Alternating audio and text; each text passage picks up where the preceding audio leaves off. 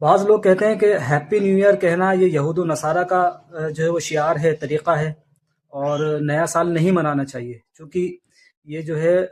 یہودیوں کی دین ہے اور یہود و نصارہ مناتے ہیں، اس لیے ایک مسلمان کو چاہیے کہ وہ نیا سال نہ منائے۔ حالانکہ یہ جو چیز ہے، یہ بات ہمارے ذہن میں غلط ہے، اور یہ کانسیپٹ ہی غلط ہے کہ یہود و نصارہ کا ہے تو ان سے مشابہت ہے اس کو منانے میں، اور اس کی ہیپی نیو ایئر جو مبارکباد دینا بھی غلط ہے، حالانکہ ایسا نہیں ہے۔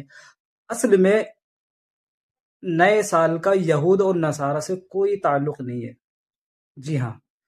رومن کے زمانے میں، یعنی جب کیلنڈر کا شروعات تھی تو رومن کے زمانے میں 355 دن کا یہ کیلنڈر ہوا کرتا تھا۔ پھر بعد میں جب دھیرے دھیرے وقت جو گزرتا گیا تو اس میں جو ہے گڑبڑی ہو گئی اس کیلنڈر میں۔ تو جب سیزر آیا تو سیزر یعنی عیسیٰ پورو 46 سال پہلے جب سیزر آیا تو اس نے دیکھا کہ کیلنڈر جو ہے وہ گڑبڑ ہو گیا، تو اس نے کچھ ٹھیک کرنے کے لیے اس میں کچھ دن ایڈ کرے۔ جب اس نے کچھ دن ایڈ کرے تو وہ سال 445 دن کا بنا سیزر نے۔ اب وہ سال سب سے لمبا سال تھا جو 445 دن کا سال تھا۔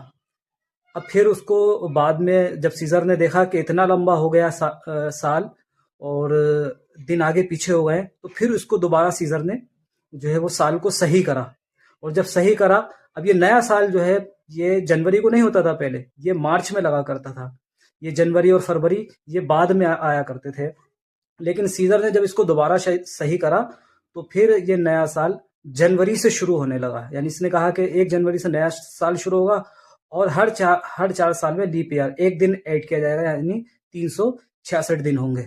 تو اس لیے اب اصل میں 365 دن کا جو سال ہوتا ہے اس کی وجہ کیا ہے، کیوں ہوتا ہے؟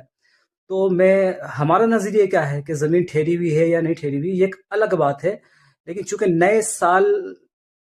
میں 365 دن کا ہی سال کیوں مقرر کیا گیا، میں اس کی وجہ بتاتا ہوں۔ یہ ایک الگ بات ہے کہ زمین رکی ہے یا نہیں رکی ہے، گھوم رہی ہے، یہ ایک الگ بات ہے۔ میں اس میٹر میں اور اس میں تفصیل میں نہیں جانا چاہتا،